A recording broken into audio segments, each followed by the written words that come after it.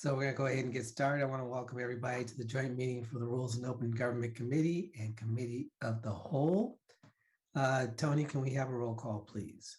Arenas, Cohen, Here. Davis, Here. Parcel, Here. Jones.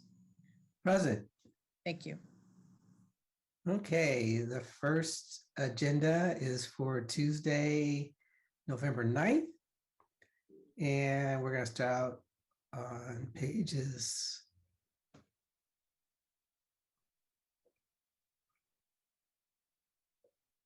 4 and 5.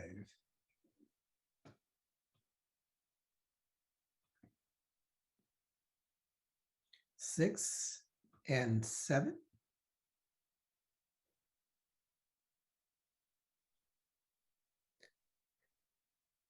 Eight and 9.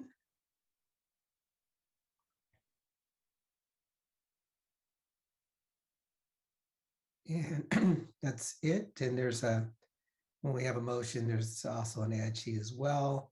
I'm going to go to the public first, and the first public speaker is Tessa, who's going to speak to one of the items on the agenda. So go ahead, Tessa. Thank you very much. Yes, I guess I was going to talk about the Emma Prush, and that we're going to go ahead and help them with 6 acres to develop a program, which I'm very supportive of, and I appreciate that. However, if we look at the history of Emma Prush donated that land to the city for agricultural use. That was what she did, only for agricultural use. Well, from my understanding, from the people who are in the know about what happened in San Jose, that actually the 280, they took some of that land, that you took some of that land that was supposed to be for, it's 43 acres, 43.5 acres right now. But you had taken some of that land. And so for the 280, and I am angry about that as a citizen and want reparations. And so the reparations I've been talking about is to buy the land at 615 Stockton Avenue, because I want that for agricultural use. That is the way we need to go. We need to be going forward. And I appreciate that your vision is to say that we need that for sustainability, to learn. And so one of the other ways we can do it is with the other small business in our area is Allery Middlebrooks, a Center for Urban Sustainability. And she's developing a program called Eat, Grow, Learn. And her vision is 25 by 25 by 2025. And so we need land. We need to be buying land and putting, like I say, our money where our mouth is. And that's what I'm saying, is that first of all, we need reparations for the land that you took from Emma Prush. And there's also land that the city took that was also given for agricultural purposes. The city hall, the old city hall, that was supposed to say agricultural. That didn't happen. And then there's the barrack, but that's Santa Clara. But anyway, we'll say the city hall. So we need reparations. We need you to buy that land for Eat, Grow, Learn. Thank you, Tessa, and thank you. That was spot on, speaking to the item on the agenda. So thank you for that. All right, going to bring it back to the committee. Move approval with the ad sheet. Awesome. Can I get a second? All right, got a second. Got a third. All right, we're rolling. Tony? Arenas, Yes. Cohen, Aye. Davis, Yes. Parcel, Yes. Jones. Aye. Thank you. Okay, on to the agenda for Tuesday, November 16th. And like always, we're going to start out on pages 4 and 5.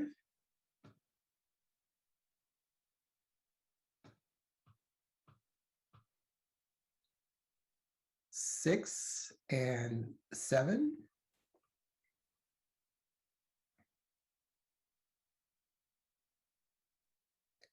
Eight and 9.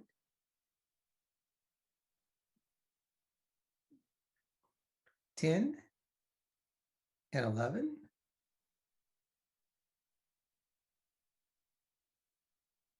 12 and 13.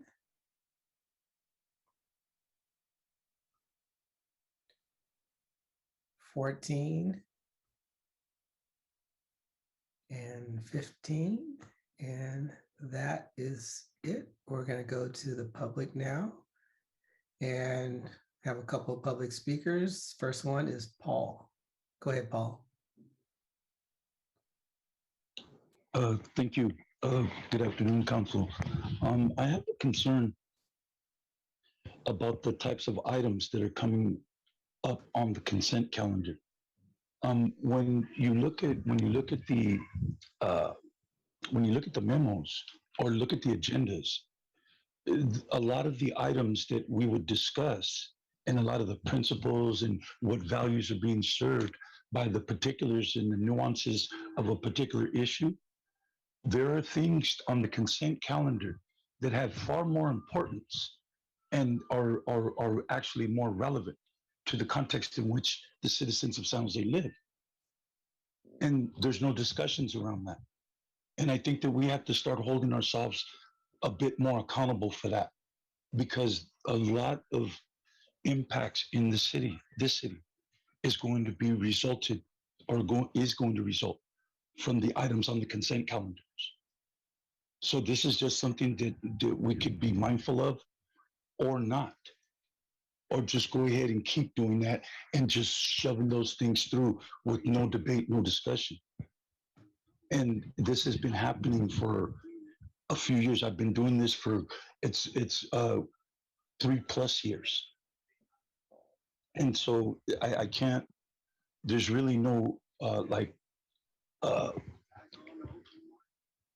there's really no way to remedy that other than not do it anymore.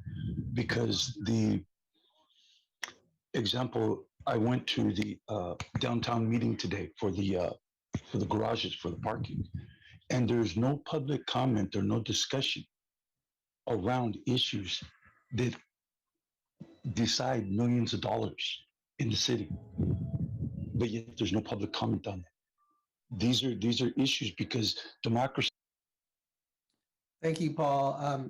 There are items that are pulled off of consent on a regular basis. And if you have other items of note, please reach out to the members of the Rules Committee or city staff if you want to highlight or have one of those items identified.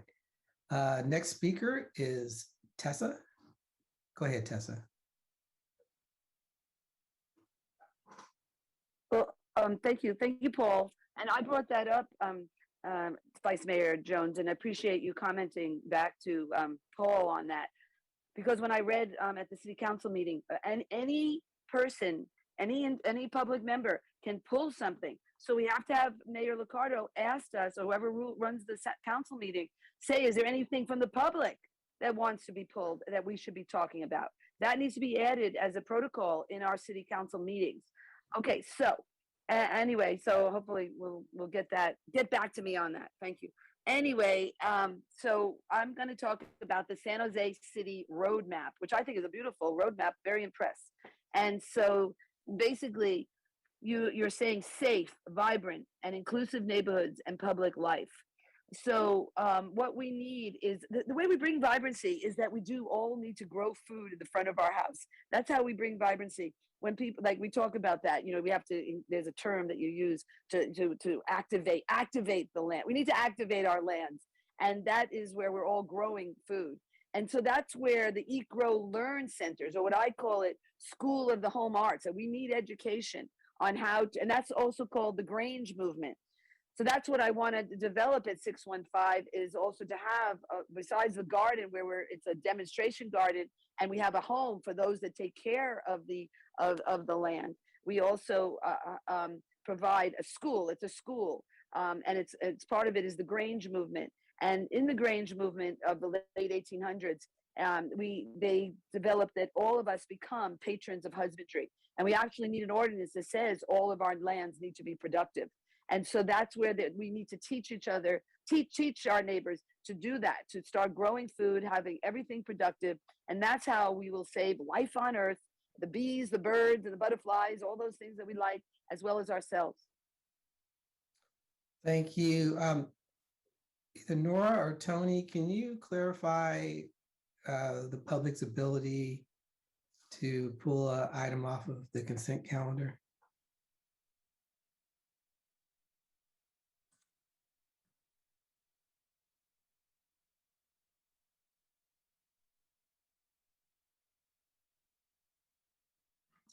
Hi, this is Tony Norton. I just talked about this yesterday. It looks like she was trying to unmute there, so I don't know what happened. I don't want to speak for the attorney's office, so I'm waiting for her to come back on. She and I did talk about this last night. Okay.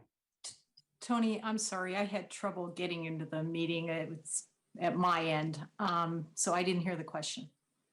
So one of the public speakers made the statement that the public has the ability to pull an item off of the consent calendar. So I wanted to have you provide a clarification of what the public can and can't do. Yes, and we will be coming out with different language and some direction for people who are leading meetings, but that is not correct. It was the council, but the public always has a right to have comment on the consent agenda items. Thank you, Nora. Bringing it back to the committee. I get a motion, please. Move approval. Second. Second. All right, it's been seconded and third again. So Tony? Arenas, Yes. Cohen, Aye. Davis, Yes. Peralez, Yes. Jones. Aye. Thank you. Okay, on to the public record. First public speaker is Tessa. Tessa, Okay, Tessa, thank you're going you. to speak to one of the letters in the public record? Yes, I am. Thank you so much. And thank you for your appreciation of me doing my homework and being such a good teacher of democracy. Thank you, Vice Mayor. Anyway, what I was going to say is I wrote a letter, so I can comment on my letter. And my letter was that it was about the subcommittee process. And as we've been dealing with the Charter Review Commission that I've been engaged with, the subcommittees have been isolated from the public, and that's wrong. That's not open government. And the city of Berkeley, which is like our leader, because they're all about, that's the free speech movement that started, you know, in San Francisco and Berkeley, and we've got a lot more environmentalists and democratic leadership from up there. And so, you know, their subcommittees are open to the public, maybe even making comments and things like that. But, you know, even our subcommittee, Tony Tabor says, do not record. And it was like, and I asked a letter about that in the past. Like, what does that mean, Tony? Why do not record? Now, I think I heard about it. It's something to do with the rules. And maybe there is an issue, but we need to open that up. That needs to go away. Do not record. And the thing, we need to get this established, because even in working with the rules, the Charter Review Commission about our climate crisis, I had no viewpoint into the subcommittee, and that's wrong. You know, so it was really, you know, brocated, or whatever the word is. It was truncated the knowledge of the public, and so it was not there because we couldn't know what was happening in the subcommittee. And so we need to bring our subcommittees out to the public. And even they call ad hoc, you know, I think there's like loopholes with ad hoc and blah, blah. So basically all of this, any committee that is being funded through our taxpayer dollars and, you know, as part of our democratic process needs to be open, at least recorded, and, you know, that type of thing, or videotape, whatever, all those things. Thank you. Paul? Yeah, Postal from the Horseshoe. That with regard to Tessa's letter and the purpose and the premise for her position is the reason why we're having this reimagining is because a man got shot in his testicles. People got seriously hurt. It is God's grace that no one was killed. But that's the reason why we're having these reimagining meetings. Now, Paul, sorry for interrupting. I'm not quite sure which principles- letter are you addressing? the one that Tessa wrote. Oh, okay. Sorry, go ahead. I can't now. We'll give you a little extra time if you need it. It doesn't have to do with the time. It has to do with the cadence and the spirit and that tragedy and the way that I experience it within my body that was about to come out. And you circumvented that. You can't give that back to me. That's not something that you can give back. But you took that from me right now by interrupting me because it was my time to speak.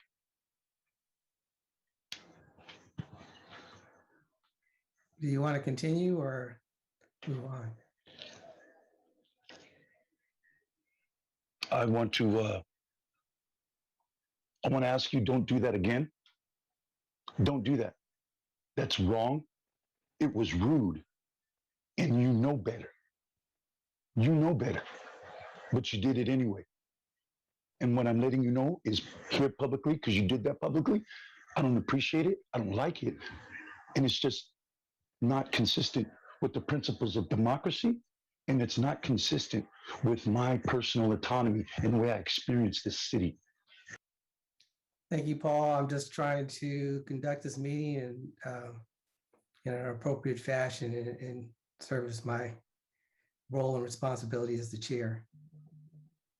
Okay, that's it for public comments. We'll bring it back to the committee. Motion to note and file.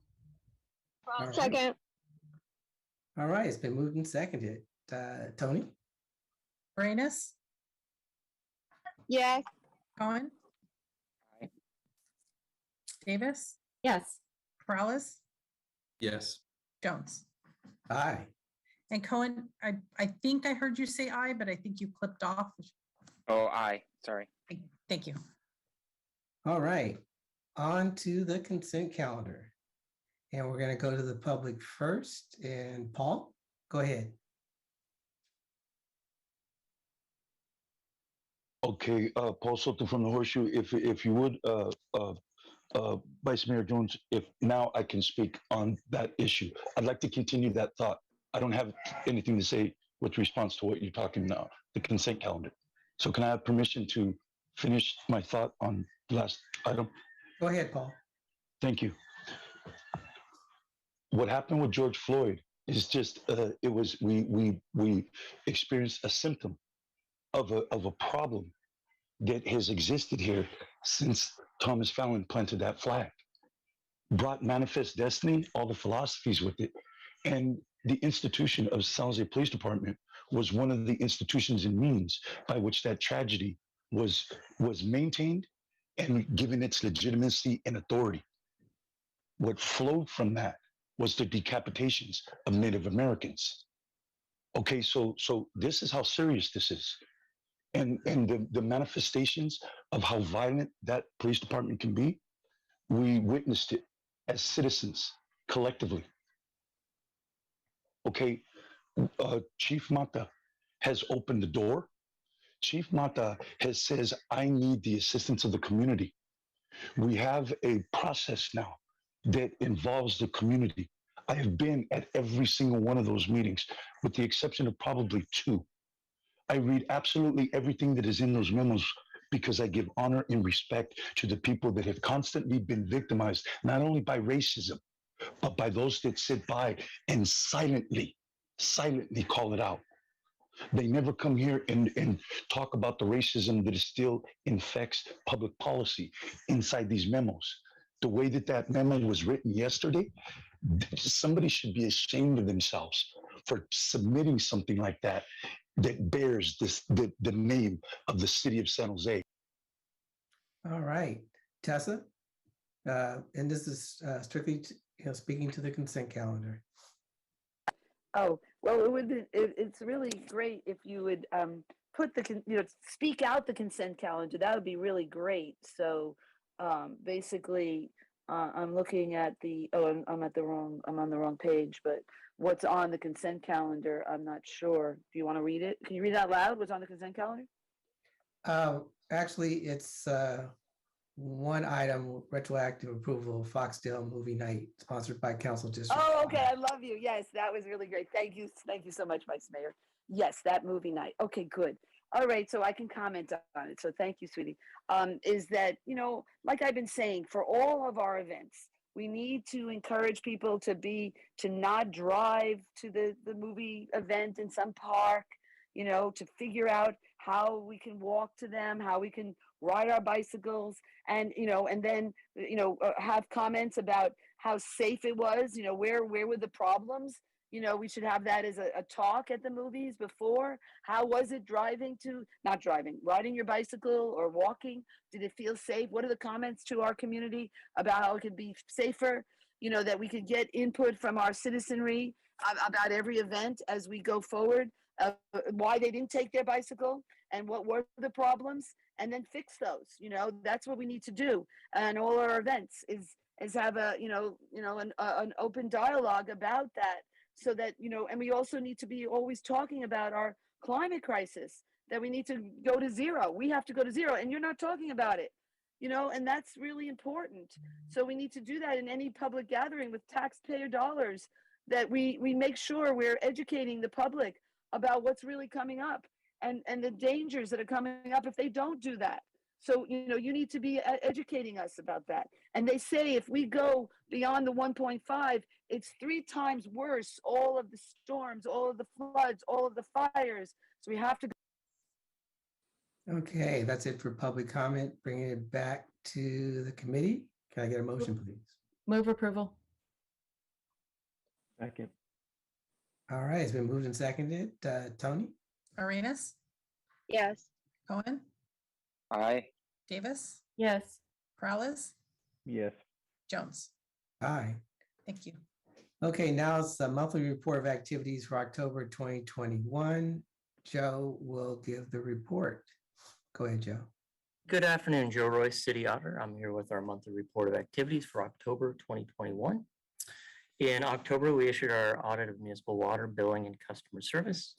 Our outside financial auditors, CSG Neil O'Connell, issued several of the city's annual financial audits. The balance of our work plan is included in the memo as an attachment. I do have one correction, and that is the 5th item, the annual audits of voter approved bond and parcel tax measures. When we issued this memo, it was under the expectation that those audits were going to be published last Friday, but because of some need to gather some signatures, they're going to be issued this week in November, so that's still in process. Lastly, I'd like to introduce Courtney Smith from the City of Houston and Maria Stroth from the City of Austin, who are here with us. They are here conducting our biennial peer review. So they're in our office going through our files, and there's Maria and Courtney. As I said, that's part of our biennial peer review process, and they'll be here for the rest of the week. With that, I ask that you accept our report, and I'm happy to answer any questions. Thank you. Thank you, Joe. Now we're going to go to the public, and first public comment is from Tessa. And Tessa, please speak directly to the auditor's monthly report, please. Right. And I thought it was going to be a much larger auditor. I thought that, because when Blair was reading it to me, he said there was like 25 issues or something on the auditor's report. So I guess what he just said, Joe Royce, I love that name, is that he was talking about one little thing, and I forgot what it was. You remember what was it that he was just that he was referring to the audit that he did? Do you remember, Vice Mayor, that he just talked? I'm sorry, go ahead, continue, Tessa. No, I just remember, but there were a lot of issues. So I'll just talk about auditing in general, because I really love, you know, I've learned a lot about the auditing process, and I'm glad, you know, like I said, that in the agenda, from what Blair had read me, there was a lot of issues, but maybe that's just going to be looked at as the report. But the one thing that I always appreciated when I learned about it through the charter, he came to our Charter Review Commission, which was so helpful in understanding it, is that type of auditing is what we need to do in terms of our fossil fuel use. And we need to be looking at how our city is using fossil fuels, and then how they're planning to mitigate, and what their issues are to mitigate. But we need that kind of granularity of what's happening in all of our departments and how we're using our fossil fuels. And so we can, you know, look at how we're doing that. So we can, you know, we need to go to zero.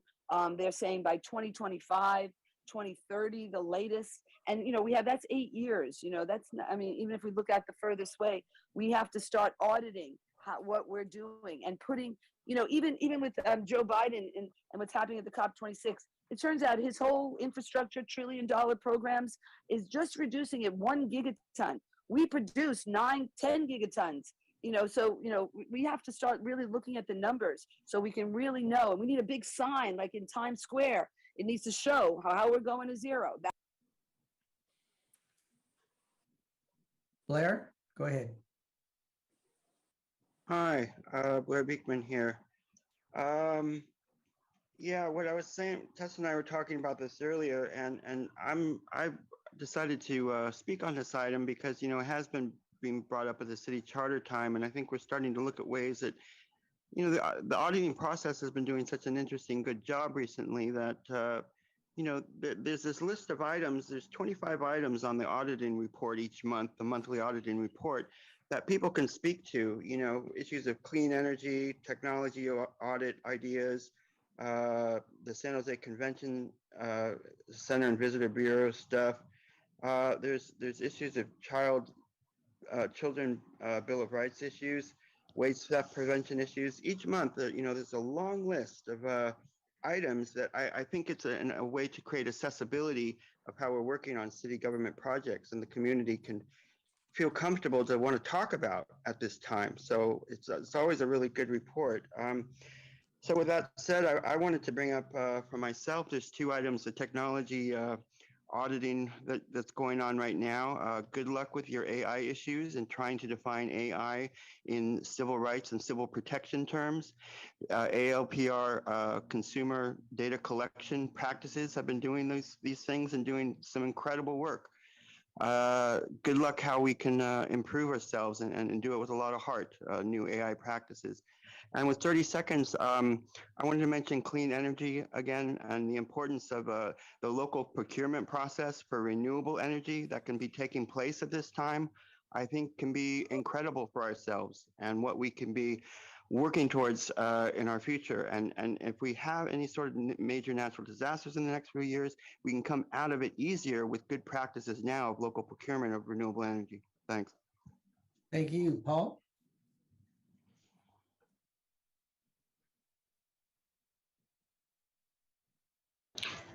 Yeah, Paul Soto from Horseshoe. And thank you again, Joe, for the work that you do and how many departments you oversee and creating a body of knowledge, because once we get your information, we're looking at it and it's like a kind of like a diagnostic test, and then we view it with a certain perspective. Okay, so one of the things that I want to talk about with respect to the audit is that we do not have, racism is not fought by holding up a sign on a street corner. Racism is not fought by removing a statue or removing a name from a building. Racism is fought when you know the language of racism within the context of those audits. And this city has not ever challenged itself to learn what that language sounds like, what it looks like. It never has. I would challenge anybody in the listening of my voice to point to the time when the racism and the way that it manifests in policy was articulated clearly.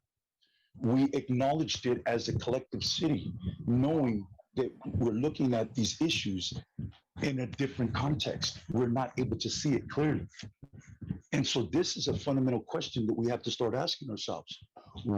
Because at a couple months ago, I asked Joe a question and he said, no, I don't have it. And the question was, do you know how equity is defined in these documents? Because you mentioned the word 5 times. So I'm assuming that you know. What is it? And the answer to what he answered honestly. He said, I don't know what it is. I said, then why are you using the word? That's where the crime is right there. That's right. Thank you. Bringing it back to the committee. Can I get a motion, please? Move approval. Motion to approve. Second. All right, it's been moved and seconded. Go ahead, Tony. Arenas, Yes. Cohen, Aye. Davis, Yes. Peralez, Yes. Jones. Aye. Thank you. Okay, so the next item is a reproductive freedom resolution. And I will go to the public first and then bring it back to the committee and my colleagues. So the first public speaker is Tessa. Go ahead, Tessa. Okay, good. Yeah, I was talking to this about this earlier today, and I don't know exactly everything about it, but I imagine it has to do with Texas and the limitations that they're putting on our abortions, that you can only have them within 6 weeks. And there's been a big uprising to say that our Attorney General, whatever his name was, at the federal level, again at the federal level, needs to make comments on this or control this, or and again it just shows the interconnectedness of us, that so much of what and that San Jose, I appreciate that they looking outside of our own city, our leaders, our politicians are seeing that the issues that are of the state and of the federal government are critical to the looking outside just the individual citizens here, but the greater good, for the greater good. And this is important. And, and that's where I was bringing up the issues of to say that we need that public comment in the beginning, and I can discuss it later, but it's and then to say that when Mayor Liccardo says, oh, well, then you'll talk about federal issues, we see that the interconnectedness of the well-being of all of us is critical, and how we're going forward, and to use our local power as a city to influence for the greater good is important. And so, that's where we need to talk about all the things that we're doing. And it's a big job. And so we really need, the thing that I'm talking about now is I'm wanting the two minutes for common sense. I call it common sense, SENSE. We need that in the beginning of our meetings. And so that's just, so we can talk about the people's agenda and what, how to protect the people from harm. And we need that in the beginning to make it easier for the public to come and make comments. Thank you, Deanna. Hi, can you hear me okay? Loud and clear. Excellent, thanks. Well, I'd like to start by thanking council members Esparza, Carrasco, Davis, Arenas, and Foley for bringing this resolution to the Rules Committee. As I'm sure you know, California remains a model for providing and protecting access to reproductive health care and reproductive freedoms.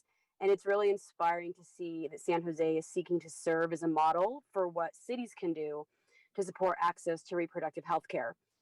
As other states and communities mobilize against reproductive freedom, California has continued to build a comprehensive system of supporting those seeking sexual and reproductive care, supporting both the patients and the medical professionals who care for them. This resolution will show the region that San Jose supports people being able to easily access a provider, seek preventative care, and improve affordability of services. Moreover, because reproductive freedom is intertwined with many issues of social justice, such as economic, gender, and racial equity, a strong support system for reproductive freedom ensures that all people from all backgrounds have access to the care they need when they need it. To this day, California remains a champion of reproductive freedom, and today, San Jose hopefully will be taking a step to serving as an exemplary model of commitment to defend and fight for reproductive freedom and healthcare. So thank you for discussing this topic. Thank you. Paul, go ahead.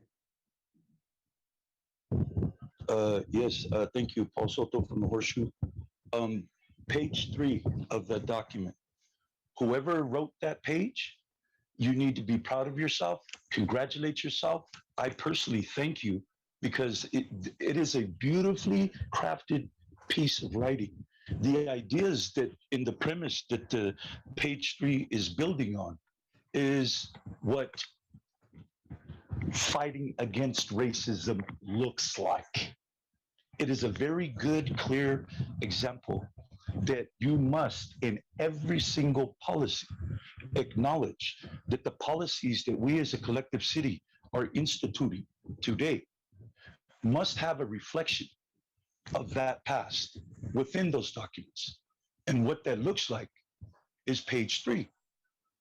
Because you get the social justice issues that we all know we don't have to talk about that right now. But what we do have to talk about is that it is not being articulated in every single policy. Are you trying to tell me that racism didn't exist with, that racism doesn't exist in the planning commissions? That's where the redlining was birthed into existence, the planning commission. Okay, so these are the things that I'm talking about. Okay, and because this is what's going to happen, and that's why the city is so resistant. Is what's going to happen is that resource allocations are going to shift, and that means it's going to pull not economic power, but the lust for the political. You see, because the political power is tied to the financial power. Once we start shifting those powers, it provides other people with more power and access to it, and which brings a perversion into and infects the nonprofits. We need to. Thank you. That was the end of public comments. So I'm gonna, before I bring it back to the committee, I see Councilmember Esparza's with us, so I'll let you go ahead and speak to your memo, Councilmember Esparza. Thank you, Vice Mayor, and I'm proud to stand with Council Members Carrasco, Davis, Arenas, and Foley on this memo. We all brought this resolution forward because, frankly, it's a frightening time for women. It's a frightening time for those who value reproductive freedom and the ability to make choices about their own health and bodies. This week, the Supreme Court heard arguments on the Texas 6-week abortion ban, and in a month, they will be hearing a case on the Mississippi abortion ban that asks them to outright overturn Roe versus Wade, and with it, nearly 5 decades of precedent affirming the constitutional right to reproductive choice.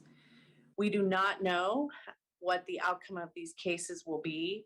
What we do know is the numerous states are mobilizing to push laws that undermine these long established rights and freedoms. The Texas law sets $10,000 bounties against not only patients, but physicians and other healthcare workers. Should Roe be overturned, 17 states, 17, have existing abortion bans or trigger laws that would go into effect almost immediately. And so the health and safety of millions of people are at stake. Reproductive healthcare providers have recently warned us here in the Bay Area that there's an above ground railroad between Texas and the Bay Area to provide reproductive care, which is a huge step back for us. Even in California, we face opposition to reproductive freedom that impact our residents. The recent passage of SB 742, which creates protest buffer zones around clinics that offer vaccines, has been challenged by abortion opponents who protest at clinics that offer both services. Even here, a woman's right to freely access health care that she's constitutionally guaranteed does not come without threat of harassment or intimidation. So San Jose has long stood up for the reproductive rights of women, as affirmed in our passage of the Convention on the Elimination of All Forms of Discrimination Against Women in 1999, and in the 2017 passage of the Women's Bill of Rights here in San Jose. So today's national crisis demands that we speak up against this threat to equal access to healthcare for millions of women. And I urge the Rules Committee to move this resolution to the Council for full adoption. Thank you. Thank you. Bringing it back to the committee, Councilmember Davis. Thank you. I want to thank Councilmember Esparza for leading us on this issue. It's just so important for us to uphold Roe versus Wade as the law of the land and to affirm that. It's very important for me as a woman for abortion to be safe and legal, and I prefer for it to be rare, as I think most people do. And I just think it's really important for us to stand up. I don't normally like us to take a stance on national issues that we don't have direct control over, but in the instances of immigration and abortion, I think it's very important for us to stand up for our residents who whose lives are impacted by these issues. So with that, I will move approval of this item. Second. All right, Councilmember Arenas. Thank you. I also want to thank Councilmember Esparza for her and for bringing us all together on this item that brings so much binary and adversarial positions among people. I thought, I've heard as I grew up cases of women who died giving birth, and it was a risk that women took in my parents' native country and where I'm from. My parents are from in Mexico, because doctors were far and few, right? And you would have to travel great lengths to get to those doctors and receive that health care that is so important during pregnancy. I never thought that we would continue to, in year 2021, continue to see women's lives being threatened because of reproduction. There was a woman in Poland that died of septic shock after being denied abortion care to safeguard her health and life, and it's a tragedy, and it's chilling, and it's the effect of Poland's harmful and just restrictive abortion laws. And so we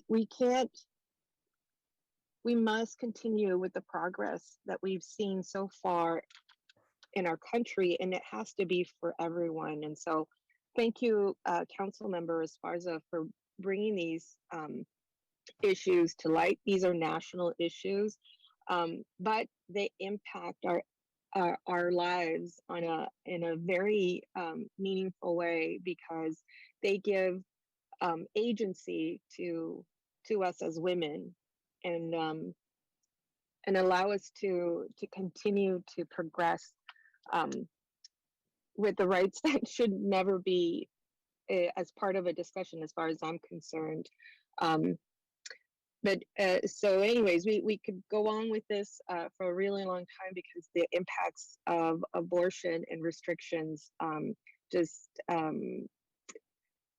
really influence the way that women carry themselves in a society, and the way that they are valued or undervalued in a society. And so thank you for putting that value back on the table, and this conversation back on the table, Councilmember Esparza. Thank you, Councilmember Arenas. Before we have a vote, I just have a quick question. Alex, from time to time, we have these resolutions and proposals that come to rules. And sometimes there's a conversation in terms of whether this is an item that is within our guiding principles or has previous council direction or support. Can you just clarify for us, why this fits into the framework of an item we can move forward with? I'd also like to invite Lee to talk a little bit more, maybe more broadly, about the city's policy about how we bring forward resolutions, because I think it's a little bit more, it's a little different from things that align within our legislative program. So maybe if he can speak to that. I will note that we don't have a policy currently in our legislative program around reproductive rights, but I think generally with the practice of first starting with the Rules Committee with the discussion and deciding to then bring it to council for a broader discussion is sort of part of our standard process, but I'll let Lee weigh in as well. Okay. Yeah, certainly. Thank you, Alex. Thank you, Vice Mayor Lee Wilcox, Assistant City Manager. And I would say two things, with the resolution, the resolution, whether it's around immigration protection or this, it's a resolution and it's a policy statement made by the council. So the actual resolution itself doesn't go through a workload analysis like others would because it's relatively straightforward. And then second, the council has the ability to make these policy determinations. And we've, as a staff and the attorney's office, have brought forward resolutions when directed by the rules committee. And maybe they don't often match with legislative guiding principles. Like as Alex said, we don't have anything in this year's legislative guiding principles that directly deal with that or this program. But with that said, this action certainly aligns with a lot of the values that are in that document and values that the organization has made over a period of time. So in a lot of ways, we can do this work and bring it forward. But again, it's left to the rules committee and then the full council to make that policy determination, because it really is a policy stance, not a huge workload by staff at this point. Great. Well, thank you for that that clarification. It really wasn't about this particular item, which I totally support, and I'm going to vote to move forward. But just we're going to have items coming in the future, and I just want to try to have some consistency in terms of how we manage and process those proposals or items. Councilmember Perales, go ahead. Yeah, thank you, Vice Mayor. And just wanted to say I appreciate my colleagues banding together and making a joint statement on this. And I think it does deserve the support of the full council. I look forward to this coming forward to the council and getting unanimous support on it. Thanks. Thank you. All right. No more hands are raised. So Tony? Arenas? Yes. Cohen?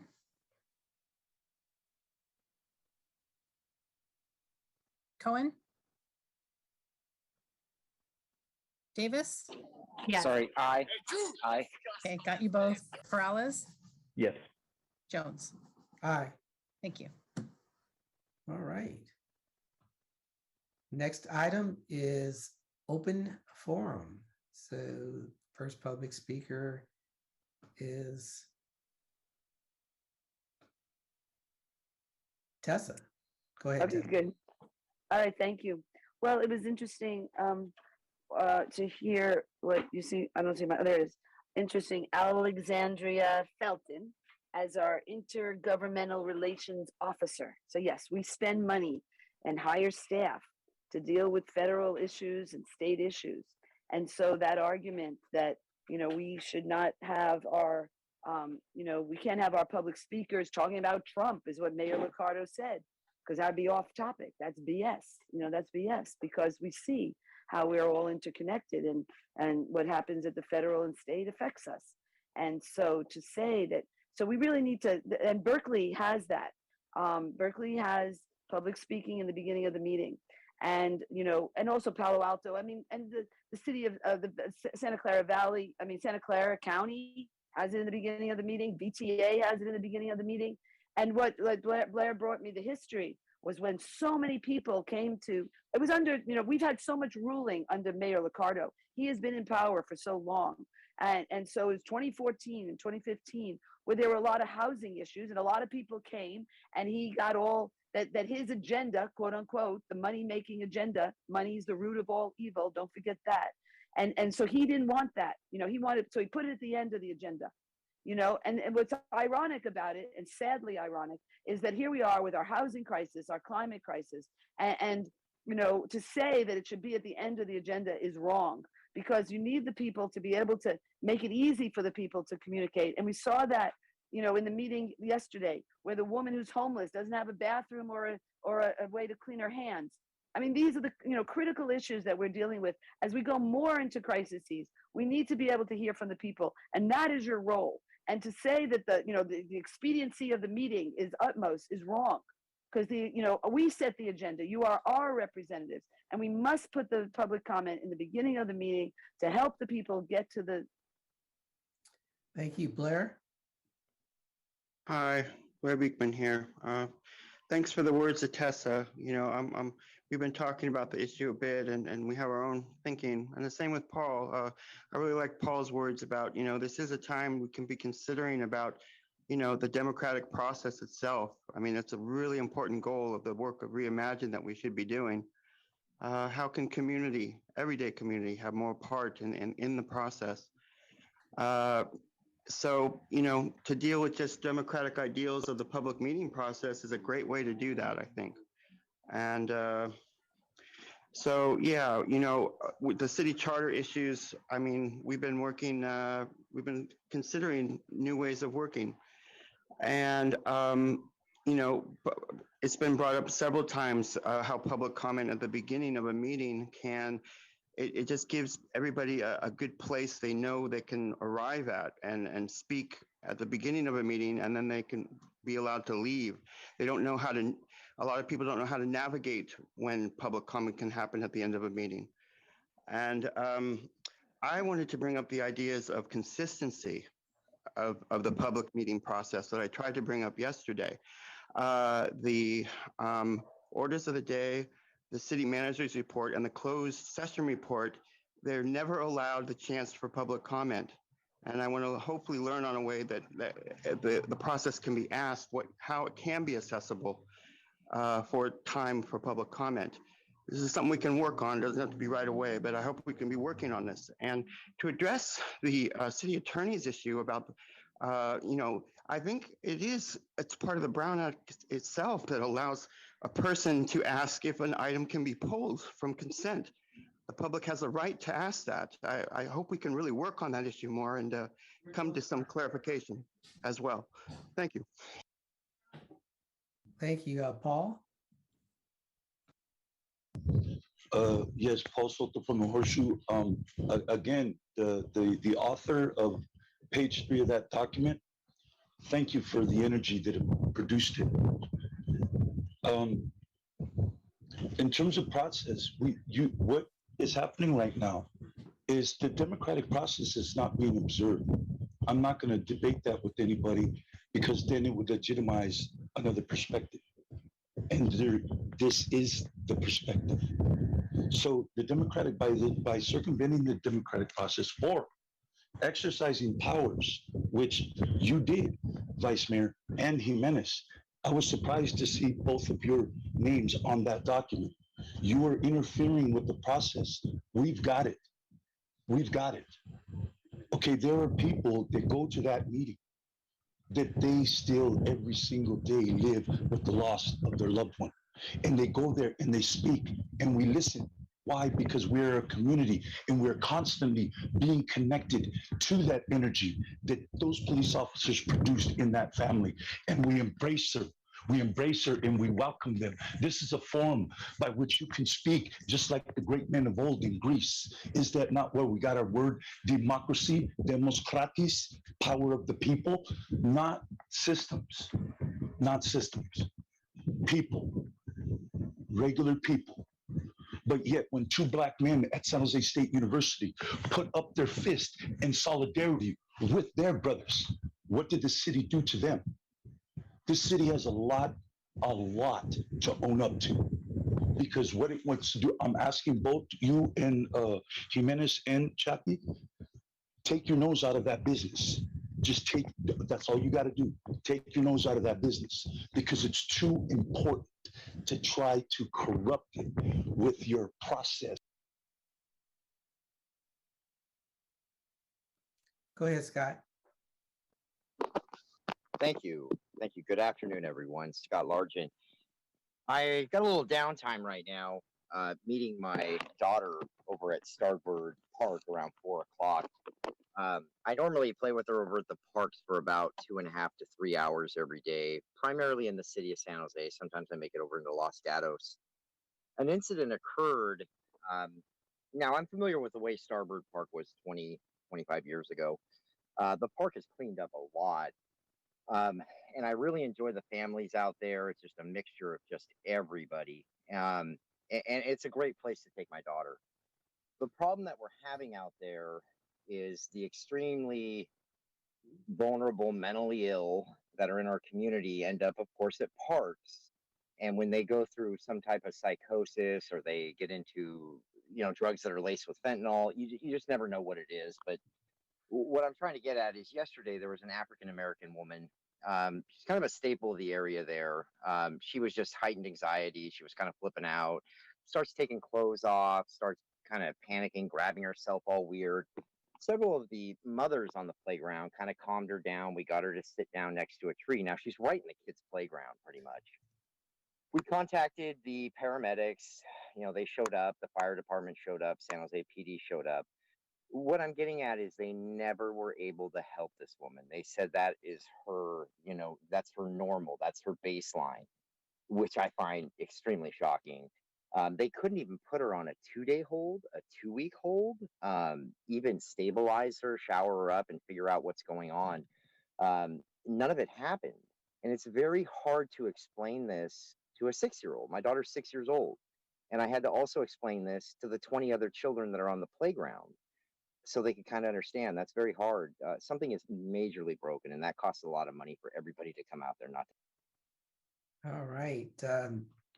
Person with the number ending in 4963. Yeah, hi, Martha O'Connell. I've been listening to the Rules Committee, and I hadn't intended to speak, but one of the previous speakers talked about consistency. And I'm glad these meetings are taped, because if anybody wanted to complain about lack of consistency and discrimination, there would be a whole bunch of evidence in these meetings to say that.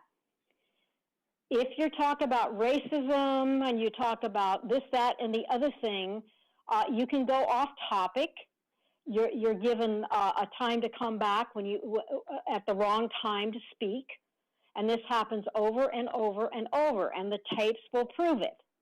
And if I was calling in and I was going off topic and daring to disagree with the issues in San Jose, the woke issues, if I was calling in, for example, and talking about abortion as murder, I don't think that I would be allowed to speak.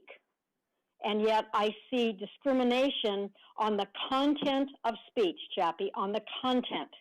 And this really bothers me, because as long as these people are speaking on particular topics and offering an extremely liberal position on them, they are allowed to go off topic.